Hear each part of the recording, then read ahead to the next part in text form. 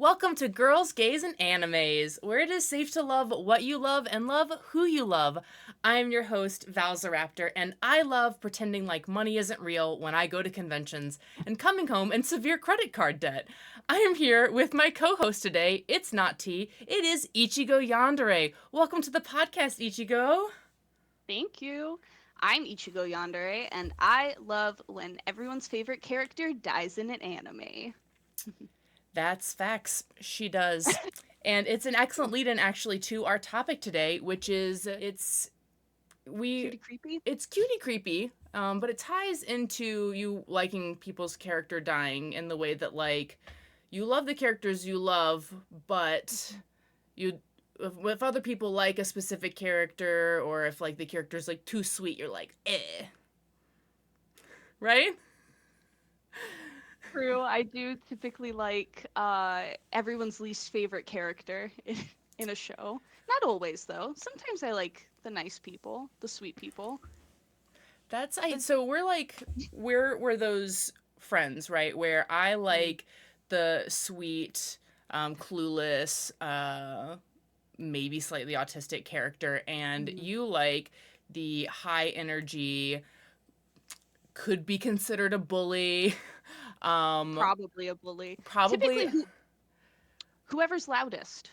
loud. Yeah, I was gonna Yeah, say, ignorant to their own feelings. Um, but yeah, loud. I We'll go feel with loud.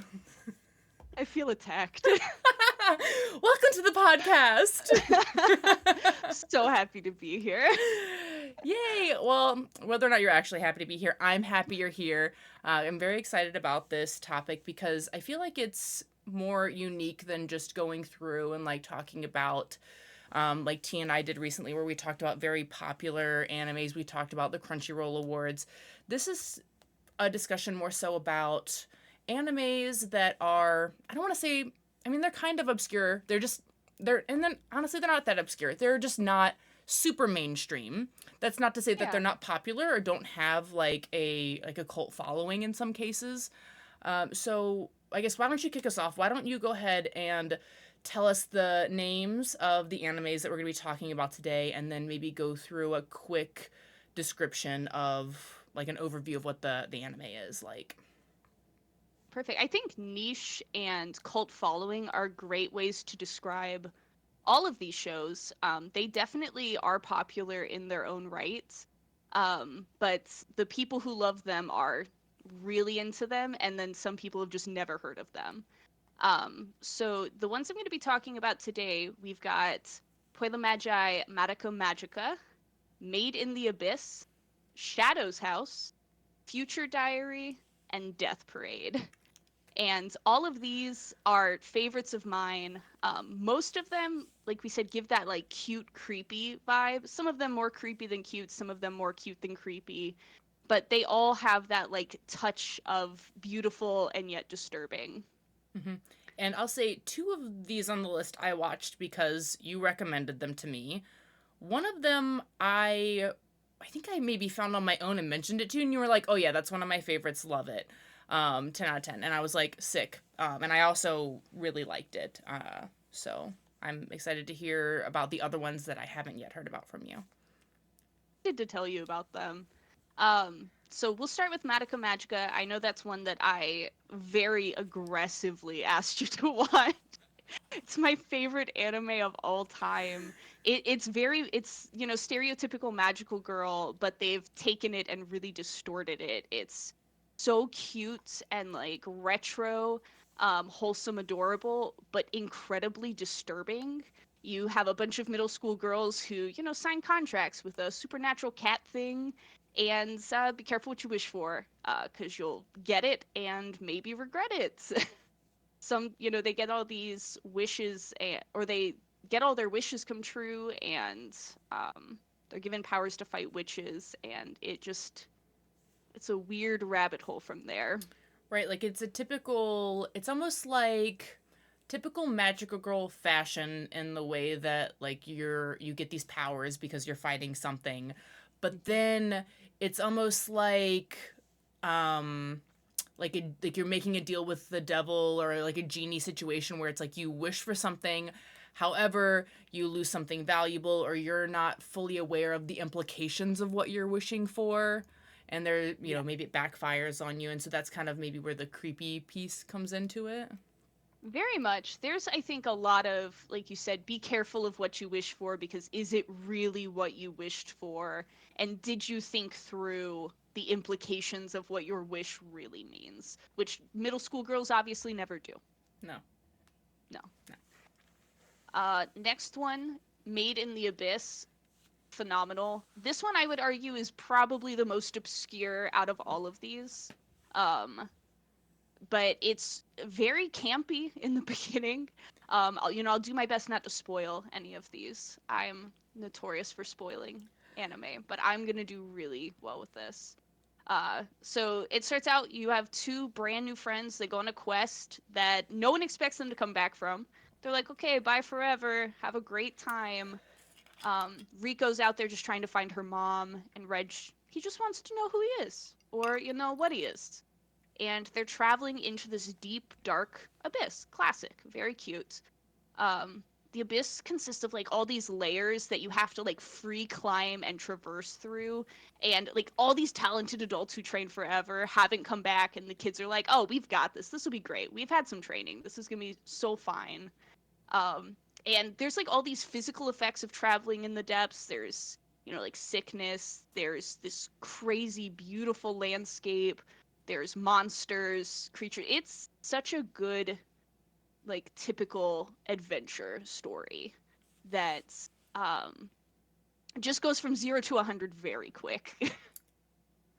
But I'm thinking of the characters, like as you talk through them, like they're cute characters, but then so the creepy element I assume is where they're exploring and what they encounter while they're exploring. Yeah, the creepiness of this story definitely comes in through like a horrifically beautiful landscape. It's a great example of in a story where something is so beautiful and yet so poisonous and deadly to you, Hmm. as well as monsters that are totally different depending on where you are in the abyss, and range from cute but could kill you to looks like could kill you, will destroy your very existence. And the show, much like Madoka Magica, like I said, goes from 0 to 100. So, it's very cute for a while, and then all of a sudden it is a very different show, and you are caught very off guard by it, which is great. So not to jump ahead or anything, but I did, like I said, I started watching Shadow's House because of your recommendation. I am still at the cute part, I Mm-hmm. believe. And so I feel like I'm waiting for the ball to drop or the other shoe to drop or whatever the phrase. Like I'm waiting. I'm sitting there. I'm like, it's still too cute. Like it's kind of weird, but it's still too cute. What's gonna happen? But I think there's 2 seasons to that one. So I guess another point to make is Madoka Magica's 1 season. So Madoka Magica is a little spicy. It's one season, one movie, and Mm-hmm. then there is a spin-off. Made in the Abyss is, I want to say 4 seasons, but feel free to correct me in the comments, because I'm probably definitely wrong about that. It's several seasons long though. Shadow's House is right now only 2 seasons. Mm-hmm. Shadow's House, though, is a little different from the rest on this list because it is very cutie and creepy, but more of a wholesome creepy, the kind of creepy I would show, my child. Okay. Not necessarily as like horrifically disturbing, more of a slight unsettling. I Okay. describe this one a lot as like murder mystery dinner theater vibes. Okay. I Are like almost I like that. I'm watching it and I'm expecting like um the one with the kids where they're like Promised Neverland. yeah, I'm sitting there and I'm like, it's gonna be like Promise Neverland. Something's gonna happen. They're gonna like, Maybe, maybe not. So okay, that was your lead in. So why don't you tell us more about the premise of Shadow's House? Creepy dollhouse. That's the premise. So essentially for that one, you have shadows that are waited on by their living dolls, which are humanoids who act as the face of their shadow, because the way that the shadows are drawn, you can't see their expressions. It truly is just like your shadow against the wall. Kate's doll, Amiliko, is this like she's so precious. She is a ray of she is everything good and pure and wholesome in the whole world. Whereas Kate is like this, she's great too, but she's so grumpy and sassy. And they become best friends, obviously, just like us. Precious ray of sunshine and grumpy potato. Guess And which is which? I don't know. who could it be? But it's classic. Like the mansion seems to have more secrets than there are answers. Girls are running out of time. And they have to like solve all of these mysteries with friends they make along the way, and try to figure out the secret of the soot that makes up the shadows and kind of the world around them, and what are the living dolls? How are they made? And things like that. And I would argue isn't necessarily like you can guess a lot of stuff that's coming. Um, but the way that all of it is done, it's also always so exciting to like unravel the next new clue and like try to piece together the mystery as you're going through. Yeah, every question you just asked right now, I still have. So, and I'm on episode like 9, I think. Oh, so then you've seen some of the creepier moments. Yes, I have Yeah. seen. Okay, so I've seen some of them. Then I still, like you said, I just still have a lot of questions for me to be so into a season. And that's why I said I was very afraid because I'm like, I feel like I'm getting close to like discovering something unsettling.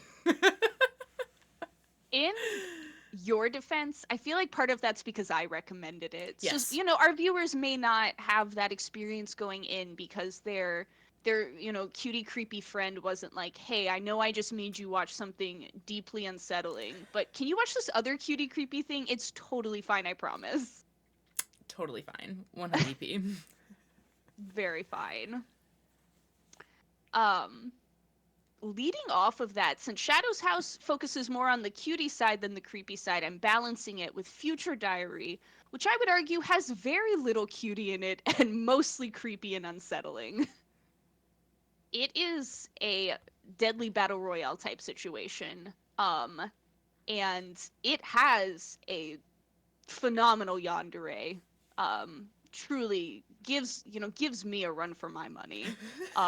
What I don't want to say aspires to be. She is terrifying. It's phenomenal. Um, because I know this isn't one you've seen. I've talked to you about Right. it before, but I know you haven't seen it. So Mm-hmm. to give you background on it, basically there are 12 people in the battle royale, and they're given these special cell phones, which are their powers are like kind of determined based on how they lived their life. I won't spoil how, um, but the way they live their life determines what power they get through their cell phone. But the cell phones are critical. Basically, they push these willing or sometimes unwilling participants to take part in a battle royale. And the prize, very stereotypical for battle royale, is godhood itself, which is, very common premise. We see it in games like Fatal 12. There's always something really high on the line when there's a battle royale. But for this one, protagonist, typical sad, lonely boy. You would love him. He's very quiet. He's awkward. There's nothing special about this guy. He sounds perfect. He's just some boring dude. He's just a guy. Um, Hit him with your car. he just goes through life observing it, taking some notes. He does nothing. Um, He Typical looks boy like he meets does girl. nothing. I'm He looking at does him. He look looks like like he does nothing. he is quintessential sad wimpy boy. Why are you the protagonist of my show? But he is a great, like, forgetting the word, but the opposite of the boy meets girl situation, because the girl in this is batshit crazy. There's no good way to say it. She is nutso, but she'll protect you. So that's pretty cool because this guy can't do anything and she can do everything. Oh, defenseless Um, princess and her scary knight. But it's his ex- scary knight and the she's defenseless prince. She is the scary knight. I will give a small spoiler alert for this. Riku, our sad boy protagonist, he does grow a pair a little bit. You have to wait a while, but it does happen. A little. Just enough. How long? Because I don't think we talked about how many seasons or episodes do. What's the scope of this one? Future Diaries 1 season. Oh, okay. So Which is you have to wait a while relative to how many episodes, but you're not like waiting 3 seasons. yeah, so there are 26 episodes in this show. There's only 1 season, but it's a longer I was season. like, that's a lot of episodes for 1 season. But also, I think that's how Iran High School Host Club was as well. Like, there's 20 some episodes, but it's just technically 1 season. Yeah, it feels like 2, but it's technically 1. But it does wrap up nicely. Okay. You don't like you're not waiting for more at the end of it, which is nice. Love that. Speaking of 1 season where you feel wrapped up afterwards, Death Parade. Again, Love. more heavy on the creepy, less on the cutie. This one was put in mostly for you, to be honest. I had a couple I was considering, but I was like, no. You love this. You so just did it so that talk I could about make it. everyone listen to the intro because no matter how freaking creepy this show is, I still really liked it, but I will twerk every time to the intro. I'll do it. The intro is a bop. Absolute banger. It slaps, as no one says but me. Roll Maybe the you. footage.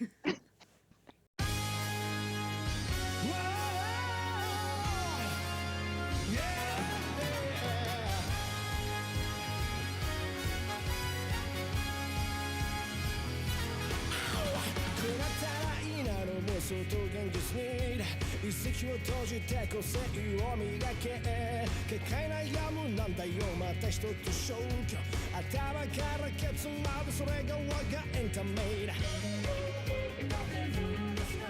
まだ信じないさ紐解いたシャー毎日蹴飛ばしてもっと舞い上がって Everybody put your hands up さあフライ翼になれ見てみたいな夢中になれる君今だ成長期新世界 Everybody put your hands up さあフライその気持ちできっと連鎖になりたい自分に探す希望は大舞台へ忘れてた記憶の中でもう一度胸の高鳴りを聞け Wow, that slapped. See, everyone, that was a great OP. The premise for this one, it almost gives me like Egyptian, like the weight of judgment vibes. That's kind of how I see it. Like it feels very fresh and new, but it's, you know, you're being weighed on the scale. So essentially, premise is 2 people die at the same time. Who goes to heaven? Who goes to hell? They weigh you on the scale. Boring. Instead, we could do a very fun, definitely not dangerous at all, super chill, not scary or painful, fun game with the other person who died. Determines if you go to heaven or hell. So simple, so easy. But it's not, obviously, because just like any good anime, this super cool goth baddie shows up and makes you question everything. Makes you question your sexuality. That's We've what you all meant, been right? there. That is basically. Everyone like watching that this really is. podcast already knows. There's no questioning anymore. Everyone knows by now. I feel like that really is the premise for the show, though, is like, Yeah.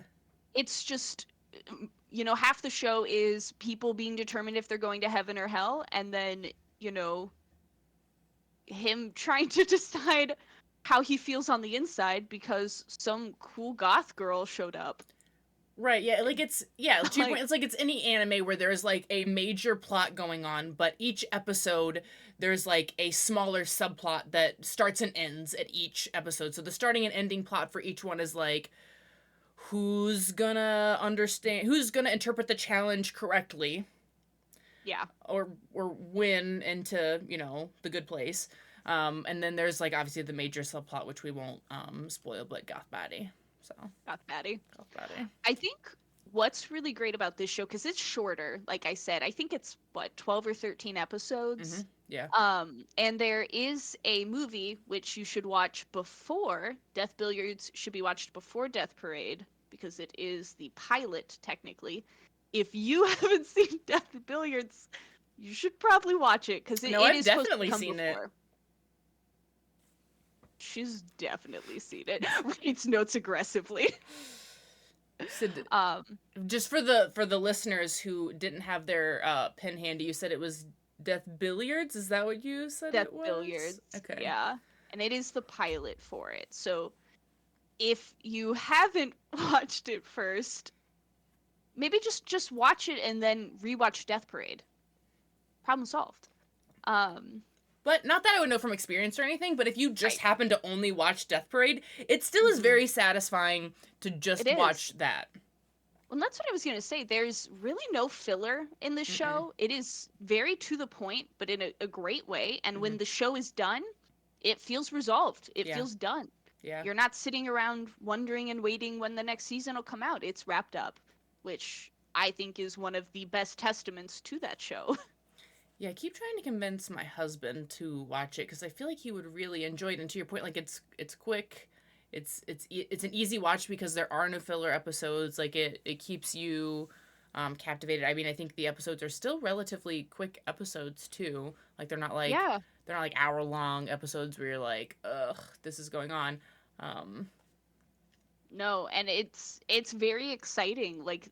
Like I said, there's really no filler, not even just filler episodes, but none of the show itself feels like it has filler. Everything happens in a way that like keeps you compelled throughout the whole thing, and when the episode's over, you feel good. It's an easy binge, mhm. honestly. You I could finish the show very easily in one sitting, I think it took even me with the two. movie. I think it took me two. I'm pretty sure I binged. Not that I'm speaking from experience. I did. Yeah. I just binged it. I like maybe had like one or two episodes left. It was not one of the ones where I'm like, oh, I'll just watch one every day. Like, no, I was not having that. It was so good. Plus, I get to listen to that sweet, sweet OP over and over again. Everybody, put your hands up, さあフライ翼になれ見てみたいな宇宙になれる Like, It really is so good. everybody, put your hands up. I'll cut that It's out such a later. bop. No, leave that in. That's what the people came for. I'll move on because I want to hop back to. I want to hop back to where we started with Madoka Magica. I know we kind of joked about it at the beginning, but I'll ask for the listeners, who's your favorite character and why in Madoka Magica? My favorite character and why. I have to be it. I have to be careful again with spoilers. This one, I Yeah. feel like this show in general, I feel like is very easy to accidentally spoil. Mm-hmm. My favorite character is my precious baby angel, Omura. She's a sweet, sweet, angry dove of a lady. Um, no, she's great though, because I think what makes Homura so great is one, there's a lot of depth to her character. We see a lot of growth and transition for her. But also she loves so fiercely in a way that Mm-hmm. may not immediately be noticeable to the people in the show or even you as like the audience, Right. but she loves so deeply. Um, and I find that so inspiring. But again, you know, she's kind of angry, she's kind of mad all the So time. she is literally your go-to, like stereotypical the character that you like. They're angry. They love deeply and fiercely, but on the outside you can't tell. Like it's just so True. textbook for you. I don't Respectfully. even honestly, it's true though. I don't even think about it because I don't know that I even made that connection until just now. Mm-hmm. But like we've talked about even like in in real life, my boyfriend, crusty on the outside, smushy on the inside. Um I have a type. Favorite Fruits Basket character? Kyo. Favorite My Hero character? Bakugo. Bakugo. They're all the same character. They're But all the they all have so much growth, and I think that's part of it, right? Like a lot of times people are like, oh, you just like the mean one or the bad boy or whatever, which yeah, sometimes it's just fun to like the loudest angriest person, but a lot of time those are the characters who develop the most. The character Mhm. who comes in and is happy and bubbly and, precious and angelic, sometimes they do have growth for sure, but I think a lot of the time they're already great. Why do they need to change? Why do they need to grow? Whereas the characters that maybe aren't perfect on the outside, they make the most strides in the show. They're the ones who have to change the most for better or for worse, in the face of adversity. And for me, I find that a lot more deep and a lot more compelling. Mhm. Plus, they're cool. Bad boys are cool. I'll say, so like, I know you're like, oh, I don't normally like the characters that like everyone likes, and I'll say for like Kyo and Bakugo, they're pretty popular characters, but Yeah, for Homura, that's am I saying it properly? No. yeah. Okay. No, you are, Um yeah. so when I was in Japan, I like scoured for a figure of this character and I could not find. So it's definitely not like, yeah, she's the same as all of the other characters that you love, but not in the way that like she has her own cult following, that she's still like super popular. Like she's not that type of character. Everyone hates her, and it's Yeah. not fair because part of what I think makes Madoka Magica great, we've talked about it. There is a pretty strong LGBTQ thorough line through it from a lesbian Spoilers. I'm just kidding. perspective. I feel like you look at a promo shot for this and you're like, they're gay. Um, which is great, but they're gay in like a sports anime. Like Yeah. fine. But it's great because it's like a very pure kind of love, which is phenomenal. That gets distorted a bit, but she gets so much hate. Everyone dislikes her, but I just find it so strange. Like I get why everyone loves Madoka so much. She is angelic, I don't know. truly. She seemed like a whiny little baby. Like, and I know that's like a lot coming from me. But that's like comparing to like My Hero. She's like the Deku, right? Oh yeah. But like the like Deku's not like who I don't. Do I have a favorite character in My Hero? Do you? Do I? Is it Fat Gum? It might be Fat Gum. It might be Fat Gum. Yeah. I So don't like. know. That's how Oh I no, it's feel about. Froppy. Like as far as Oh, the kids go, it's obviously. Froppy. Yeah. It's Froppy. Yeah. That's fair. Yeah.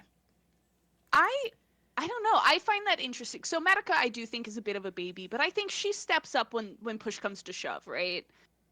For me, Sayaka was that character. I do not understand. I get that a lot of people love her, and cool, love who you love.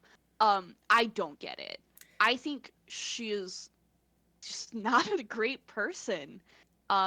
Without spoiling anything, I don't get it. You have a great character like Kyoko, who, again, a loud, angry character, but who like grows through adversity.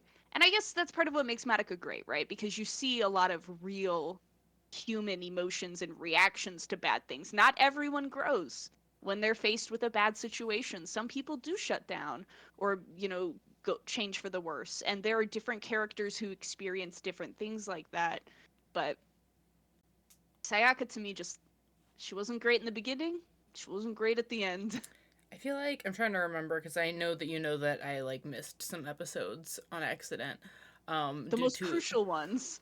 to some downloading issues and some VPNs and some international traveling.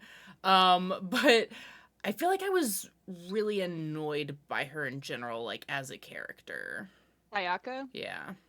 Yeah, same. Okay. I kept waiting to like her. Um Yeah.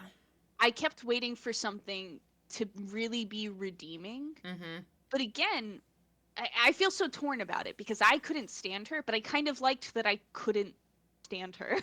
Like to me that was kind of great because again, in situations like this, like I almost feel like we aren't supposed to like her. It Well, feels purposeful. Yeah, I was gonna say, because I feel like I was more annoyed with her than I was with, like, the actual, we'll say, antagonist of the show. Yeah, no spoilers. No spoilers, I right? But that's yeah. how I feel. Like, because from an antagonist perspective, it didn't seem malicious, and so that's probably why I wasn't annoyed. You could Where logic your way through I them. could, yeah, but with her, like, I Yeah. was just annoyed with her. That's how emotions are, though, you Mm-hmm. know? Yeah.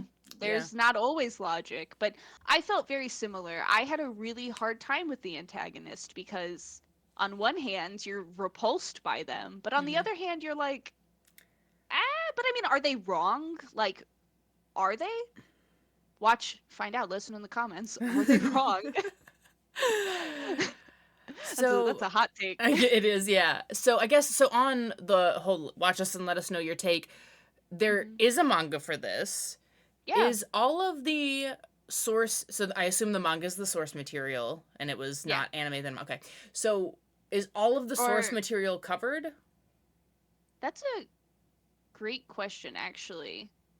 I'm not 100% sure that the manga came first for this one. Okay. I'm not positive. I can tell you that the manga and the anime are the same. Um, Okay. they do match. So whichever came first, the chicken or the egg, it's still the same chicken.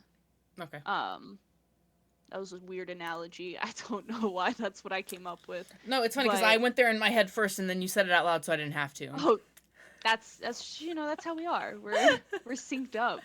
Perfect. But they are the same. But I think, going off of that, one of the things that is really cool to me about Madoka Magica, and I know we talked about this earlier, in the real world, is that Madoka Magica has inspired a bunch of stuff. Most recently, for me, I played through the games Pocket Mirror and Little Goody Two Shoes, which highly recommend those games. Cannot recommend them enough. They are phenomenal, great cutie creepy. Mm-hmm. Um, but they sourced that Madoka Magica was like a heavy inspiration for it, which is always so cool to see, like, a more niche anime like we talked Yes. about, represented somewhere else.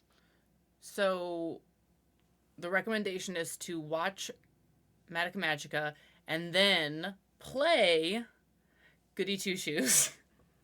Pocket Mirror, then Goody Two Pocket Shoes. Mirror, then Goody Two Shoes, right? Hmm. Mm-hmm. And then if you want to sprinkle in the manga, you can either do so before or after the anime. Yeah, that could be done at either point, I Mm-hmm. think. I don't think either would influence the other. So, Yeah. Okay. Cool. I won't ask you like what your favorite scene or anything is for this one, just because this one, like you said, it's hard to not spoil. it Um. is. Yeah. So maybe with Shadow's house, do you have a favorite scene? We all know that my favorite scene is that one part of the OP where the monotone bartender guy is dancing with Goth Baddie. Everybody, put your hands up. That is my favorite scene. Roll I the like how clip. I like how you were like, in Shadow's house, what's your favorite scene? You're like, actually, I'm a sneak in Death Parade Just again. kidding. Yeah, no, Which is sorry. I switched back to Death Parade. I was like, you know what? Hopping back. hopping back. My favorite scene in Death Parade, it's not even like a full scene, it's a moment where it's pretty, I would say, I think it's like a third to halfway through the show, and it just like the like scene comes up and you just see all these like bodies everywhere, and then it's really quick. They just like Yes. turn on a light switch, it's just mannequins.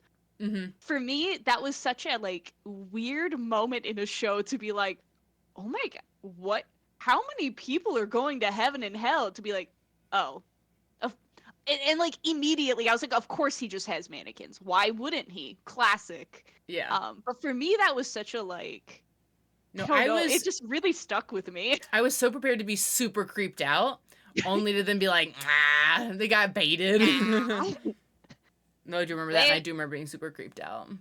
yeah, it was very unsettling. And one of the things that really strikes me about Death Parade is that, yeah, there's like gore and like unsettling scenes, but none of it feels like super gory or like you're not getting punched in the face with shock factor or like you're not Yes. going to be sick watching it. It's all very purposeful like that, Mm-hmm. which I think is more impactful in some ways. Yeah, like there's some blood, but it's not like Chainsaw Man level blood, and more No. of the creepiness comes from like the psychological aspect where as the episodes are progressing and the characters are going through their challenge, you're also trying to understand what the true implication is of the challenge, and like we said, you're also trying to figure out the larger plot once that comes into Yeah. play more. So it's kind of more like that, and less, like you said, less gory and more psychological creepy. Yes. I think the whole concept for that is that there is nothing scarier than the human mind. Is kind of the vibe that it gives Mm-hmm. the whole time. Like there is nothing more unsettling than people. Full stop. Like roll the clip, end of show, drop the mic, it's done. So you're saying That's there's it. nothing creepier than a room full of mannequins. Also that, honestly, I would be if I woke up and there was just mannequins everywhere, I'd die on the spot, heart attack right away. I'm gone. I'm out. This is one of those shows where, so we have a buddy, he has like I want to say a 3 episode rule, where he'll watch an episode of a show. If he's like, I'm not sure about this, he'll give it 3 episodes before he decides whether or not he's going to continue to watch it. This one, after 1 episode, I'm like, I'm going to watch every single minute of this. I would be Yeah. surprised if someone could start this and then, like, even after 1 episode, just stop and not watch the rest of it, because it was so.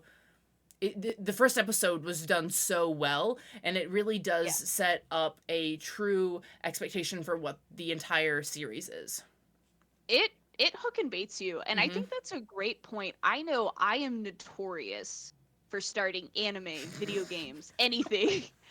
I could love it, and I'll start it, and then like 2 years later, I'll be like, "This is my favorite anime," and you'll be like, "Did you finish it?" And I'll be like, "Who needs to finish something? No, of course not."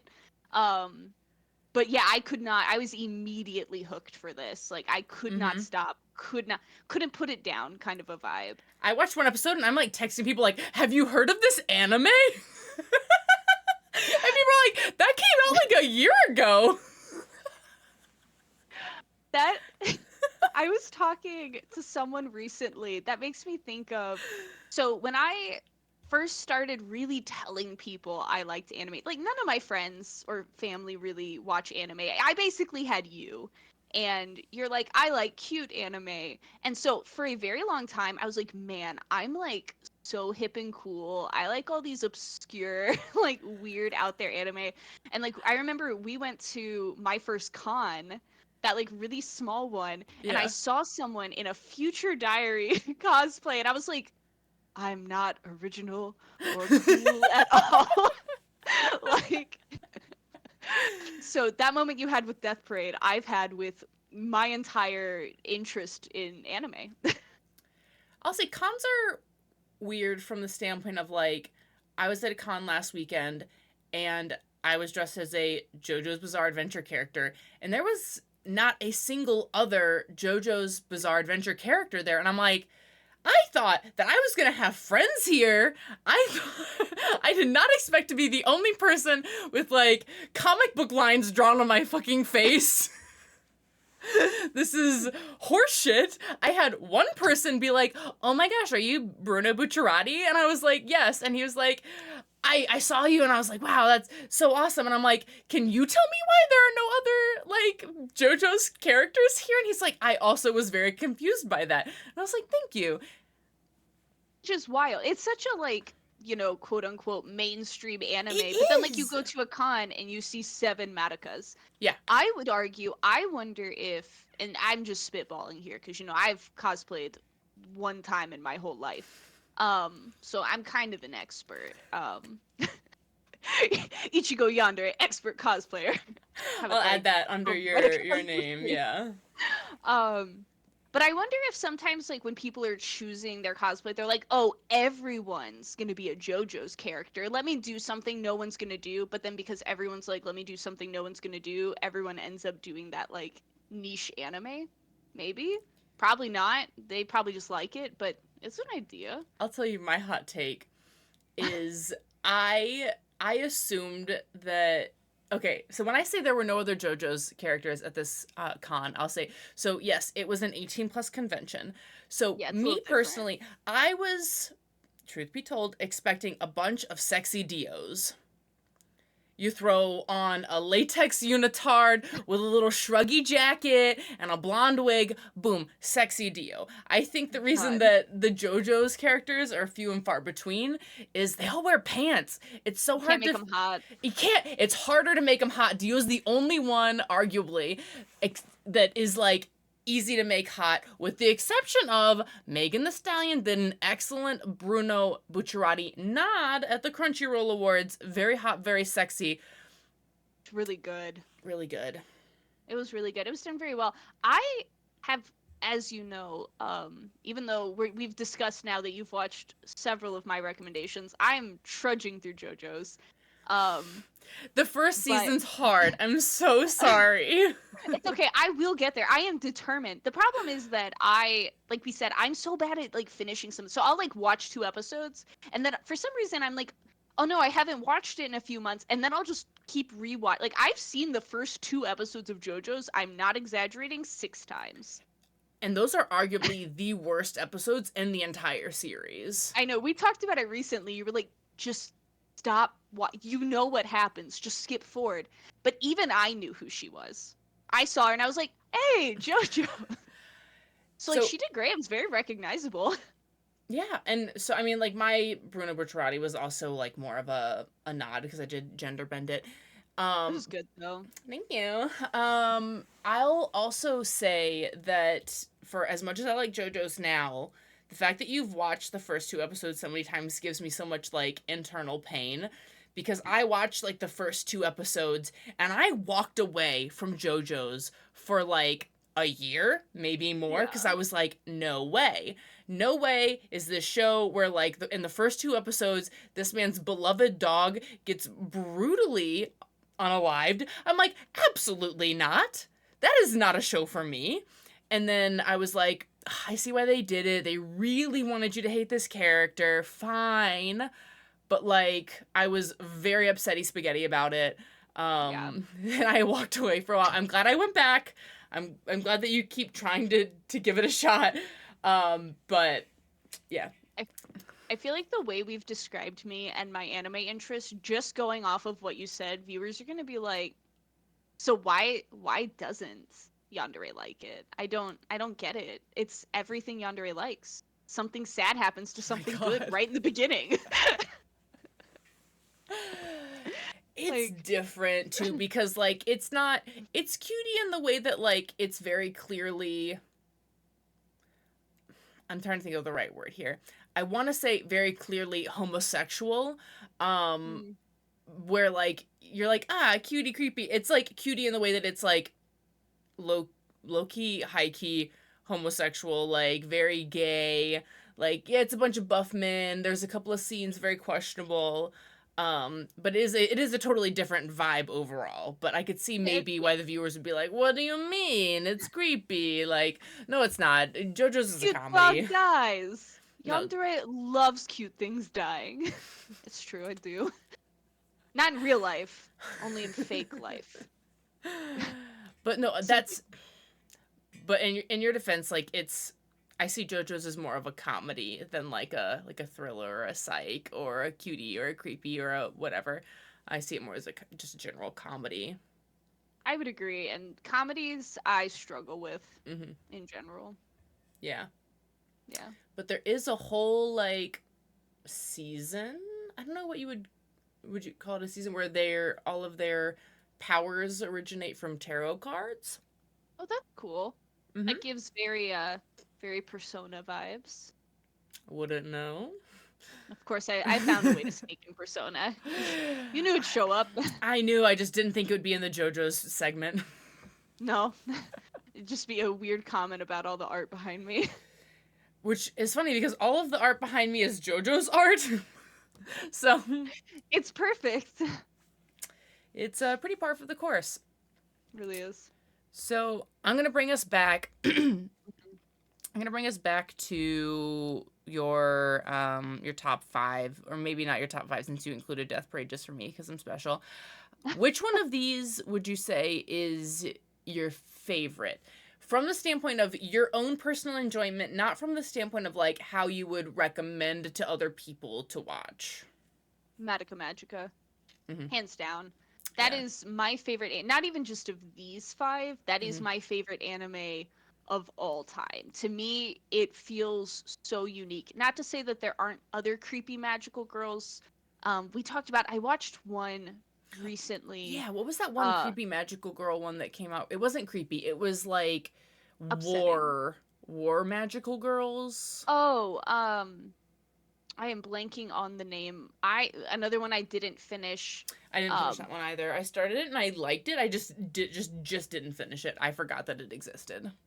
Same. I'm thinking of Magical Girl Raising Project, which I have a Oh. note right here. It says Magical Uh-huh. Magica good, Magical Girl Raising Project bad. Um I had really high hopes for that because I was like, finally, I get something like Magica Magica, and I was very excited about it. But Magical Girl Raising Project for me, whereas Magica Magica is violent, but there's so much story and like relationship building and character building and like this whole world. There really isn't any of that in Raising Project. It's just kind of violence for the sake of violence. It feels like a copycat of Magica, and for me, I understand that like sometimes with anime, you kind of have to put some glasses on and be like, ah, these 16-year-olds are definitely adults.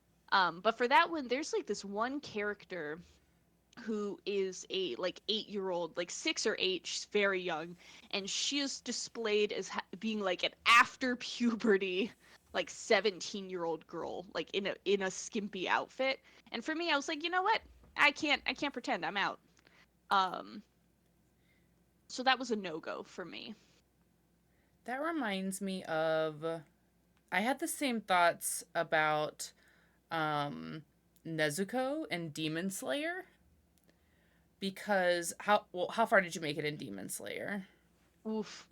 I think I finished the first season. Okay, so you know Nezuko is a demon. So Yes. basically when she hits Spoilers. like yeah, spoilers, first episode.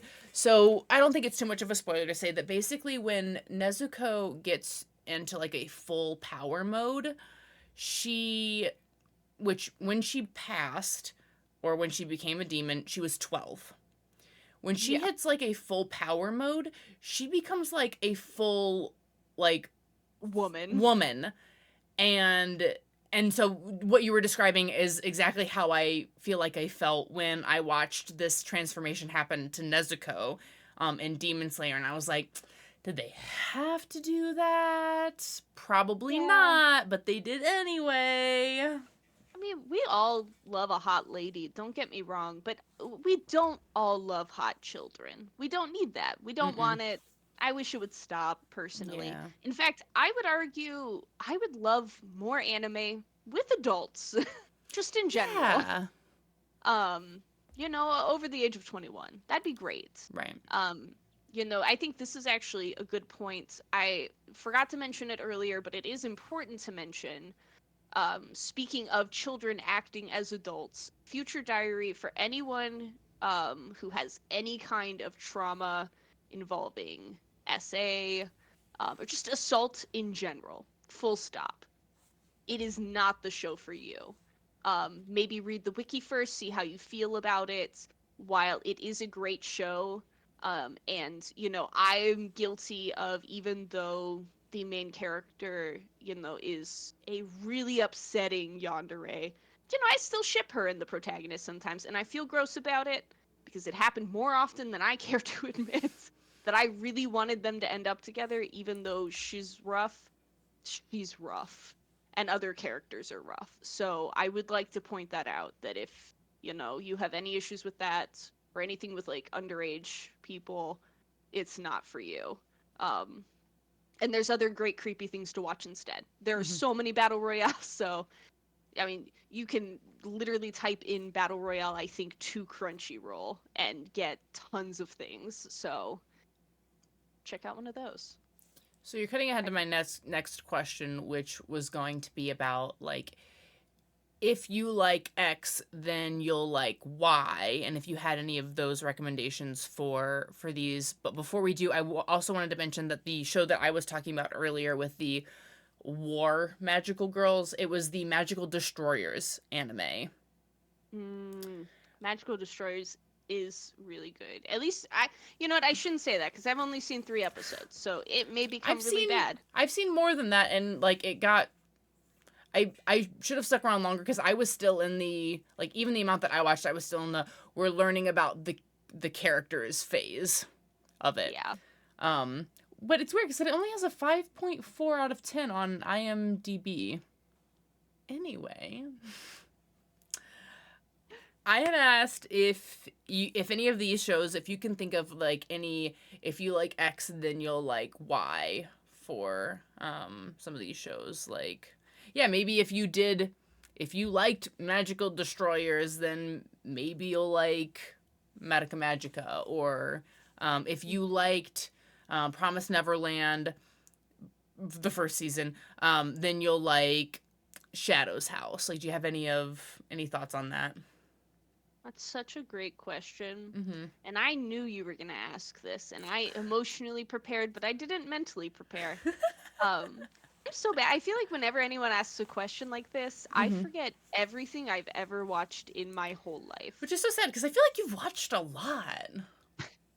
I have, and I feel like, especially because I watch a lot within this genre, this should be really easy for me. Mm-hmm. Um, but it really just isn't. And I think part of that though is because a lot of like if someone said they really liked Madoka Magica, I'd tell them to watch Made in the Abyss. Mm-hmm. If someone really liked Future Diary, honestly, I would tell them to watch oh, what is it called Battle Royale? Is that the movie name?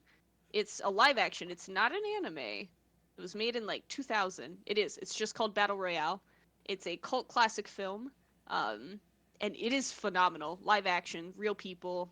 I You know. watched a show with real people? I did.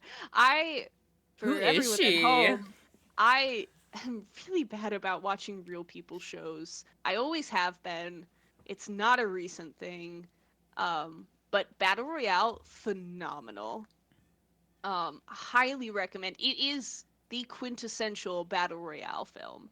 Um, so that would be my first recommendation. If you want to watch Future Diary, but you don't want to be traumatized for life, Mm-hmm. boom, right there. Another good option, though, I would say, if you like Shadow's House, you like Mm-hmm. the kind of murder mystery, not too creepy, not too unsettling. Um, I always forget if it's pronounced Gossick or Gosick. Um, High recommendation.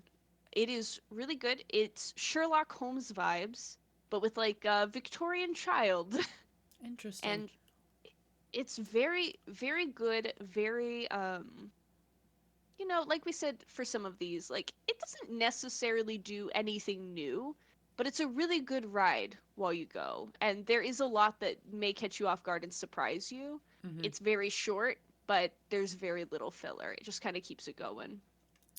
How do you feel about me saying something like if you liked Madoka Magica or if you liked Shadow's House, you would like Wonder Egg Priority? Unpopular. I've never watched Wondering. I haven't. Like It gasp. I know. That has been brought up to me before. I have a strict no feelings rule. As you know, most of the like emotional type things that I've watched are because you recommended it. I have Mm. no idea if there are emotions in it, but when I look at the cover photo for it, it looks like they have feelings. So I kind of avoided it. It looked like it might make me sad. It it's like the vibe is more like Shadow's House, but the feelings are more like Madoka. maybe I will watch. It does also have eggs. It does Spoiler, also have Magical Magica eggs. has eggs in it. Call back to the first podcast I think that T and I recorded when we were talking about eggs, and I was trying to say Wonder Egg, and she thought I was talking about Madoka. That's immediately what I thought when I was listening to the episodes, because I like immediately was like, I have to go listen to this right now. And I immediately was like, she has to be talking about Madoka. I made her watch it. There's eggs in it. They do stuff. And it was not. And I was like, well, now I hate this Wonder Egg show even more because it's not Madoka. I must have missed the episodes that I missed. Must have been the heavy egg episodes, because I rarely attribute Madoka to eggs, and so I must have missed the heavy egg episodes. That's the name of this episode. It's just Heavy Egg episode. Heavy eggs. Ugh.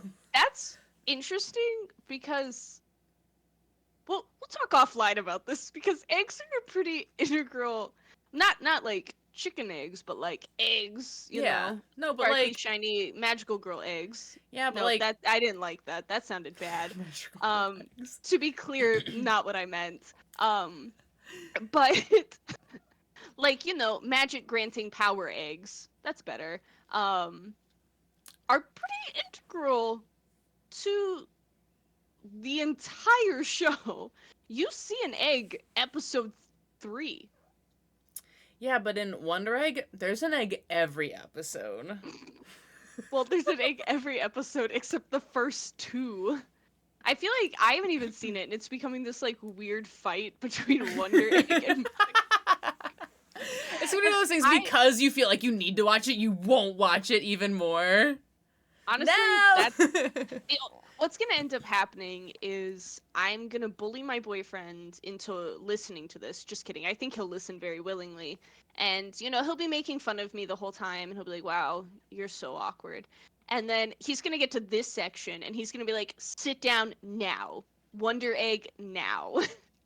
Or he won't have seen it either.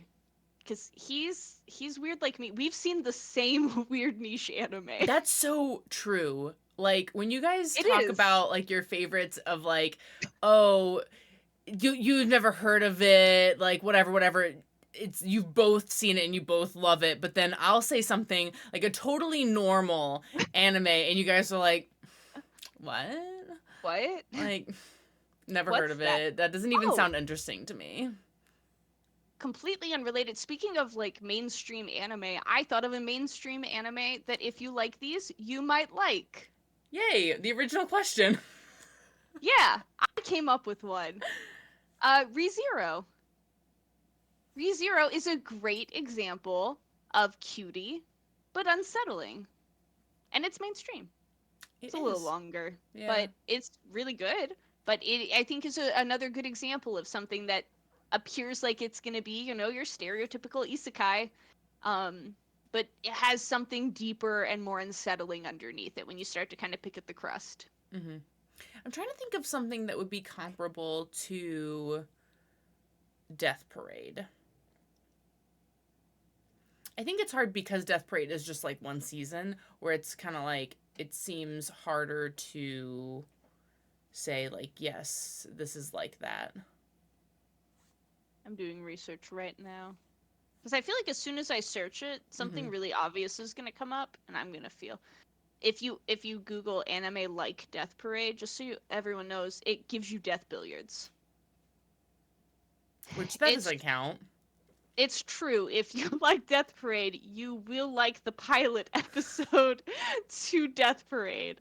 I would agree with that. That is fair. Oh, a video game recommendation. I hate, that's where my brain always immediately goes. If you like Death Parade, Corpse Party is a great video game that you would probably like. Which is kind of it's an older game, very like top down.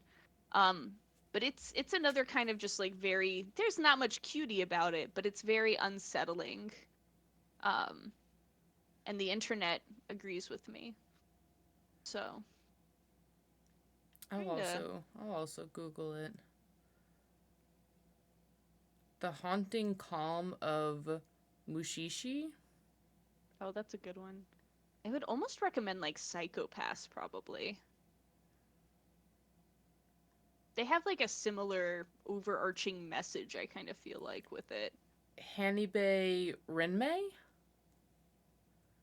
I am not sure. I would need an image to know if I know what that is.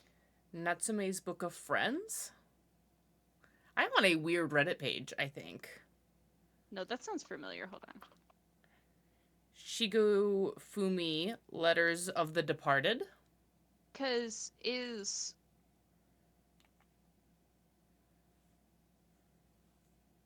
I thought Natsume's Book of Friends was like. I would argue it's a little more touching. Because it Someone has to do with being able to like see and hear yokai. someone else recommended Psychopaths, Death Note, Hellgirl, Danganronpa. Don't get me started on Danganronpa. We love it, we hate it. It makes everyone uncomfortable at parties. One of my favorite video games, Danganronpa. I need you to send me a text message now that just says, I love making everyone uncomfortable at parties for your next intro to the podcast. Okay. Done that right We're not now. going to remember why, but Uncomfortable. No, not I comfortable. I comfortable at parties, I think. That really is the best way to describe Danganronpa, though. Everyone either really loves it or really hates it, but everyone feels weird about it. No one feels comfy about it. Danganronpa, though, I will say, if you do like all of this, you probably will like Danganronpa. Or you'll like it until you, like, go on Reddit, and then you'll like it less, but we ignore Reddit for this. Pretend it doesn't exist. Other recommendations are Hellgirl, and like I said, a bunch of recommendations for the, and I'm probably saying this wrong, but the Hanibe Renmei. Like multiple recommendations for that in a thread that was like, I need something similar to Death Parade. What you're saying is, I need to go watch this. Born from a cocoon in the village of Old Home. Same.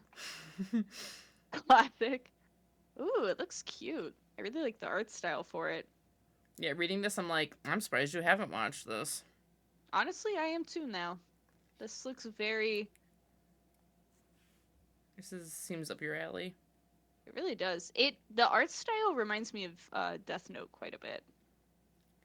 Mysterious disappearances of their kind on their day of flight, in quotes, begin to unsettle Raka and others since they know amongst nothing about their own kind. Same. Truly. That's officially on my list. I will be watching that. She's gonna watch that before she watches JoJo's. She's gonna watch knew that you were before about to she say watches that. before she watches Before I watch Wonder Egg. It's just egg now. I have Before egg. I watch egg. Egg? It's the I have purse, but it's I have egg. I told someone, it might have been T, but I told them I was going to dress up just as the egg from Madoka Magica. Like, that was going to be my next cosplay, was just the egg. Not a magical girl, just egg. You can be Egg from Madoka Magica, and I'll be Egg from Wonder Egg. But it's really just like a gumball machine egg. Like, it's really just like... It's not like a special looking egg. Like, it's truly just like a painted Easter egg situation, but out of a gumball machine vibe. I'll be a sparkly Easter. I'll be like, you know those like glass eggs that old ladies have in their homes that are like painted, and if you get too close to them, they'll break immediately.